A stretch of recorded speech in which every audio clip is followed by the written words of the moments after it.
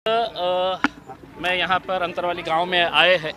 यहाँ पर जो मराठा समाज का जो आंदोलन चल रहा है, उस आंदोलन के दौरान किस तरीके से पुलिस ने इनके ऊपर लाठियाँ बरसाई है, इनकी मांग को लेकर हमने चर्चा किए है और ये बताया है कि मराठा समाज के रिजर्वेशन की मांग जो है ये कोई नई मांग नहीं है। पिछले कई सालों से ये अपने समाज के लिए मांग कर रहे हैं। जो बेनिफिट्स मराठा समाज को तेलंगाना के अंदर, आंध्र प्रदेश के अंदर, तमिलनाडु के अंदर और दूसरे राज्यों के अंदर मिलता है, वही बेनिफिट कम से कम मराठा के जो निज़ाम की टेरिटरी हुआ करती थी, हैदराबाद का हिस्सा हुआ करता था, वहाँ के मराठाओं को ये बेनिफिट्स मिलना चाहिए करके इस बारे में सरकार के साथ इनकी चर्चा हुई थी।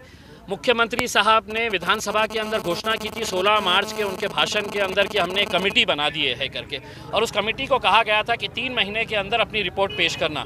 उस कमेटी के अंदर पूरे जितने डिस्ट्रिक्ट कलेक्टर्स हैं, मराठवाड़ा के डिविजनल कमिश्नर है और सेक्रेटरीज़ है, इन सब की कमेटी बनाई गई थी और उनको कहा गया था 3 महीने के अंदर रिपोर्ट दे दो। रिपोर्ट देना तो बहुत दूर की बात, उस कमेटी की एक मीटिंग भी नहीं हुई थी। यानी कि इसका मतलब ये है कि ऐसा आंदोलन होगा तो हम कुछ ना कुछ तो भी कागजी कार्रवाई कर डालेंगे, फिर आंदोलन ख़त्म हो जाएगा, फिर हम थोड़ा सा आराम कर लेंगे करके। लेकिन इस बार मुझे चिंता इस बात की सता रही है, एक मराठा ने पूरे महाराष्ट्र को हिला के रख दिया है।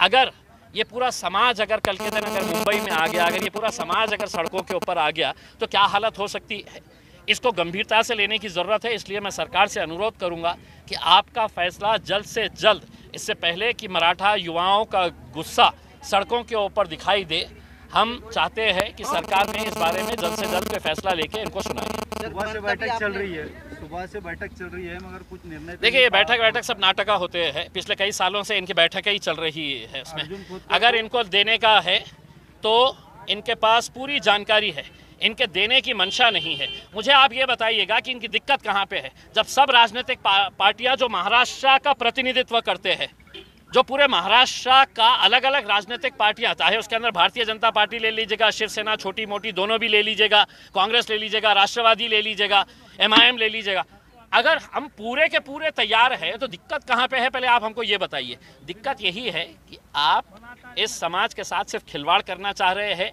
इनका सिर्फ राजनीतिक उपयोग करते हुए आए हैं आपने। इनके नेता अगर आप देखेंगे, मराठा समाज के 100 परिवार ऐसे हैं जो इतने बड़े हो चुके हैं और जितने ऊपर जा चुके हैं इसी समाज के ताकत के ऊपर कि अब उन्हें नीचे अपना समाज दिखाई ही नहीं देता है। शिक्षण सम्राट बन गए हैं, कोऑपरेटिव सेक्टर, बैंक इनके हाथ में ले लिए है, शुगर फैक्ट्रीज ले लिए है, जिनिंग मिल्स ले लिए है। लेकिन गरीब मराठा समाज का जो युवा है, लड़का है, वो अपनी रोज़गार के लिए, अपनी नौकरी के लिए किस तरीके से परेशान है, उनको इंसाफ दिलाने के लिए कम से कम कुछ ना कुछ तो, अरे अपने समाज के लिए अगर आप नहीं कर सक रहे हैं तो महाराष्ट्र का कहाँ से भला करने वाले हैं आप। सर, बंद का भी आपने आह्वान किया था? नहीं, देखिए, हमने आज औरंगाबाद में जो बंद मनाने का ऐलान किया गया था, हमने उसको पूरा समर्थन किया है। हमने आज अपने जितने भी लोगों से हमने अनुरोध किया था कि पूरी तरीके से इस बंद को कामयाब करें, और मुझे खुशी है कि किसी भी तरह की कोई घटना ना होते हुए ये बंद 100% हम सब ने मिलकर है तो उसको सक्सेसफुल कराया है। आपको लगता है कि मराठा के साथ मुसलमानों को भी रिजर्वेशन मिलना चाहिए? देखिए, लोग मुझसे ये कह रहे हैं कि एक मुसलमानों के लिए भी हाईकोर्ट ने है तो ये फैसला किया था कि मुसलमानों को रिजर्वेशन मिलना चाहिए करके। 5 मिनट अदालत का फैसला है, लेकिन हमको मालूम है कि उस वक्त 2013 में जब इलेक्शन को महज 6 महीने रह गए थे तो कांग्रेस और राष्ट्रवादी कांग्रेस की सरकार ने ऐलान कर दिया था कि इनको रिजर्वेशन दे देंगे करके। उसके बाद सरकार बदल गई तो रिजर्वेशन का मामला भी ठंडे बस्ते में चला गया है।